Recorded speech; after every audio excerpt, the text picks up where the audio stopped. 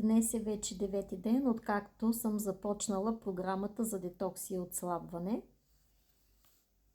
Вземам си сутрин на гладно пробиотик, чрез който първо се почиства организма, почистват се червата, за да може да се подготви организма за по-нататъчния процес.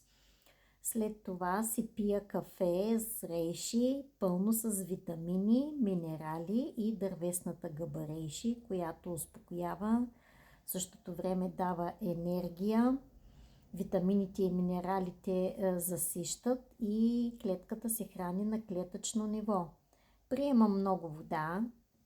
По обяд си вземам хитозан, разтворен в чаша с вода.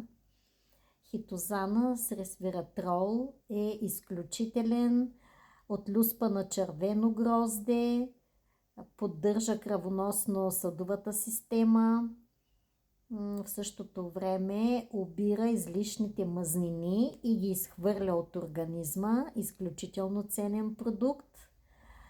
Вземам си и формкомплекс с L-карнитин и така редувам 2 дена на детокс всички тези продукти, като не забравям и чая, който е с много билки и прочиства червата, така че да се изчистят абсолютно от всякакви шлаки и токсини. Всичко това придружено с много вода и трябва да ви кажа, че не се усеща никакъв глад. Или ако има някакъв такъв момент, просто с прием на повече вода всичко се нормализира.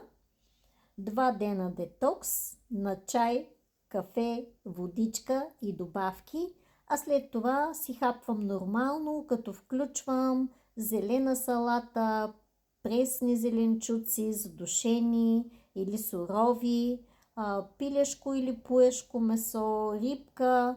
Просто не приемам тестени и сладки храни, газирани напитки също. И очаквам да видя и да споделя с вас резултата след 1 месец. Тази програма е за 1 месец, като на кантара се стъпва само веднъж след 3-те дена на пълен детокс. След като започнем да се храним нормално, оттам нататък повече не стъпваме на кантара и виждаме своите резултати чак след 1 месец. Всичко това ще ви покажа с всеки един продукт, ще снимам и ще обясня повече подробности за него. Но програмата е невероятна, защото аз вече я прилагам за 2-ри път. Преди 2 години отново я направих и свалих 7 кг. Добре е да знаем, че периодично е много хубаво да минаваме в такъв режим на детокс и отслабване. Като резултата тук не е да се цели само отслабване, а просто да прочистваме организма. Като най-доброто време за това е пролет и есен, така както правим почистване и на домовете си. Така че, който страда от наднормено тегло или иска да прочисти организма, да се чувства по-лек и по-добре да изглежда за предстоящия летен период, може да се възползва от тази програма.